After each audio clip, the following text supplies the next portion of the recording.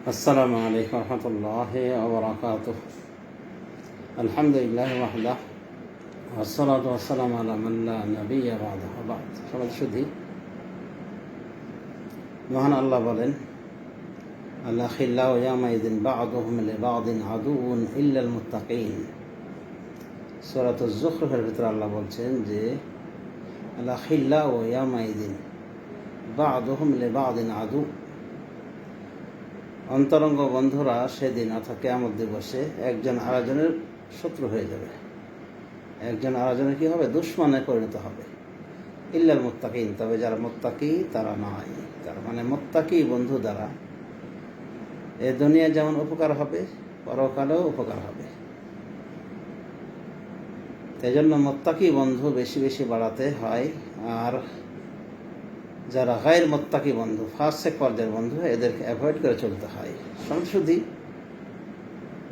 কোনো উলামায়ে দ্বীন বলেছেন যে বন্ধু তিন প্রকার হয়ে থাকে: সাদিক মানফাহ, সাদিক লাজ্জাহ ও সাদিক দ্বীন। উপকারের বন্ধু মানে উপকারের বন্ধু, স্বার্থের বন্ধু। সাদিক মানফাহ মানে স্বার্থের জন্য বন্ধুত্ব করেছে। যখন তার স্বার্থ ফুরিয়ে যাবে তখন আপনাকে সে চিনবে না, মানে আপনি তার শত্রুতে পরিণত হয়ে যাবেন। আপনি দেখতেই পারবেন, আপনি খোঁজই নেবেন, আপনি যেন চিনেই না সে, মানে স্বার্থ নাই, বন্ধু নাই। আরটা হলো সাদিক লাজ্জাহ, স্বাদ নেওয়ার বন্ধু, মানে ওর সাথে গ্যাদারিং করা হয়, মানে আড্ডাবাজি করা হয়, চা কফি খাবে আর জন্মের সব গল্প গুজব করবে, কোনো ফায়দা নেই এতে, মানুষের নিন্দা জ্ঞাপন ইত্যাদি। এক কথা আড্ডাবাজির বন্ধু, মানে ঘুরে বেড়াবে, উদ্দেশ্যহীন ঘুরে বেড়া, রাত জেগে সময় নষ্ট করা ইত্যাদি। এক কথা আড্ডাবাজ বন্ধু। তো এই বন্ধুতে কোনো কল্যাণ নাই, না দুনিয়ার না আখিরাতের। তাহলে এই বন্ধু বেকার। তবে আগের বন্ধুর মতো স্বার্থপর নয়, যে স্বার্থ খালাস, স্বার্থ শেষ, এখন সে শত্রুতে পরিণত হয়ে যাবে, যেন আপনাকে চিনেই না। তাহলে দুই প্রকার বন্ধুর পরিচয় আমরা পেলাম যে এরা সুবিধাবাদী, এরা ভালো না। প্রথমত একেবারে সুবিধাবাদী, আর দ্বিতীয় বন্ধু সময় নষ্টকারী, ওর দ্বারা দুনিয়া আখিরাতের কোনো কাজ হবে না, শুধু গির মানে অযথা প্যাক বক বক করা হবে, সময়ের অপচয় হবে। তৃতীয় বন্ধু হলো সাদিক ও দ্বীন, দ্বীনের বন্ধু। মানে আপনার সাথে সে বন্ধুত্ব কায়েম করার ফলে আপনার উপকার হবে, আপনাকে ন্যায়ের আদেশ করবে, অন্যায় থেকে নিষেধ করবে। আপনার মধ্যে যদি কোনো ভুল ভ্রান্তি সে দেখে, তাহলে সুন্দর ভাষায়, মার্জিত ভাষায় সুন্দর করে আপনাকে বুঝিয়ে দেবে। মানে মানুষের ভিতরে অপমান করে বুঝাবে না, বরং আপনাকে কাছে টেনে একান্তই আপনাকে বুঝাবে যে এটা আপনার ভুল।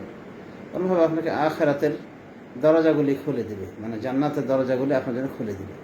আপনাকে বলবে যে এই পথে চলো বন্ধু, এই পথে জান্নাত। এভাবে তুমি আল্লাহ জিকির আজকার করো সকাল সন্ধ্যায়, এভাবে তুমি ফরজ সালাত আদায় করো গুরুত্বের সাথে, সহি তরিকায়, সুন্নতি তরিকায়, এভাবে তুমি ইখলাস অবলম্বন করো, শিরিক করবে না,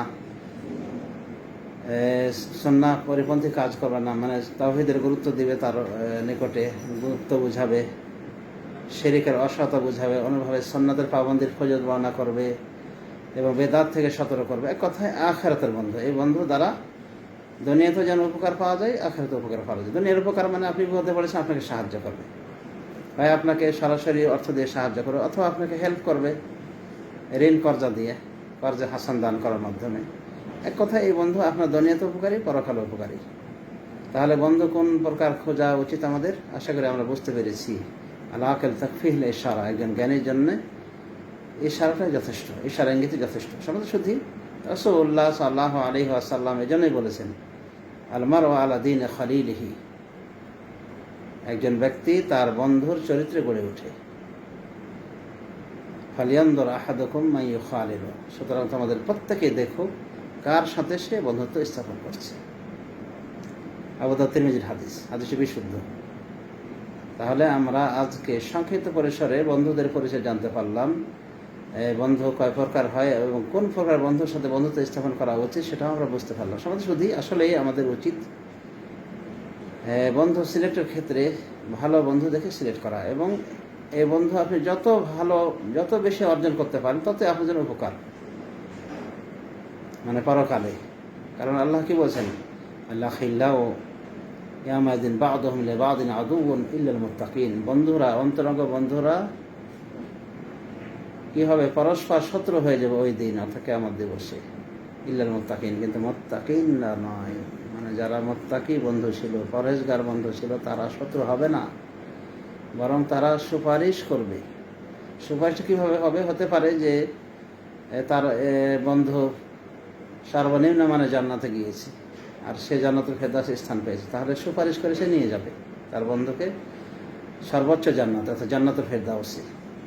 আবার এমনও হতে পারে যে তারা এই বন্ধু কোনো কাজে, কোনো অপরাধের কারণে, কোনো গুনাহের কারণে আটকে গিয়েছে, পরকালে ধরা খেয়ে গিয়েছে, মানে হয়তো তার জাহান্নাম ফয়সালা হয়ে গিয়েছে।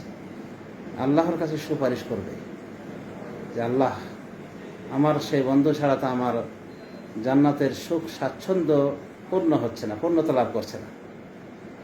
তখন মহান আল্লাহ তাকে অনুমোদন করবেন যাতে করে সে তার বন্ধুকে জাহান্নাম থেকে বের করে আনে। এগুলো সব তাফসীরে এসেছে। সুতরাং বুঝতেই পারলে যে বিপদের বন্ধু মানে এই দুনিয়াতে পরকালেও কে, মুত্তাকি। সুতরাং মুত্তাকি ছাড়া অন্য কোনো বন্ধু গ্রহণ করবেন না। আমরা যেন না করি, আল্লাহ রাব্বুল আলামিন আমাদেরকে সে তৌফিক দান করুন। শুধু বন্ধুত্ব তাহলে করার গুরুত্ব রয়েছে, কিন্তু কোন প্রকার বন্ধু আশা করি বুঝতে পেরেছি যে বন্ধু 3 প্রকার। এখন আপনি চিন্তা করেন আপনি কোন বন্ধুর সাথে আছেন। ভালো বন্ধু হলে তো ভালো কথা, আর যদি মন্দ বন্ধু হয়ে থাকে বা নিছক দুনিয়াদারি তার সাথে বন্ধুত্ব করেছেন, তাহলে এই বন্ধু টিকবে না, বন্ধুত্ব টিকবে না। এই দুনিয়াতে হয়তো শেষ হয়ে যাবে স্বার্থপরালে, অথবা এই বন্ধুর কারণে আপনি জাহান্নামে যেতে পারেন। ওই আড্ডাবাজ বন্ধুগুলি, যারা শুধু আড্ডাবাজি করে, চা কফি খায়, সময় নষ্ট করে, আর মানুষের গীবত সমালোচনায় লিপ্ত থাকে। তো এই জাতীয় বন্ধু দ্বারা আপনার দুনিয়া আখিরাত দুটোই ধ্বংস হবে। তাহলে কোন প্রকার বন্ধু গ্রহণ করা উচিত? সদিক ও দিন, দিনের বন্ধু, যে বন্ধু আপনাকে প্রকৃত অর্থেই আপনার সাথে বন্ধুত্ব কায়েম করবে এবং আপনার দুঃখে দুঃখিত হবে, আপনার সুখে সুখী হবে এবং আপনাকে সবসময় সহিভাবে পথ নির্দেশনা দিবে।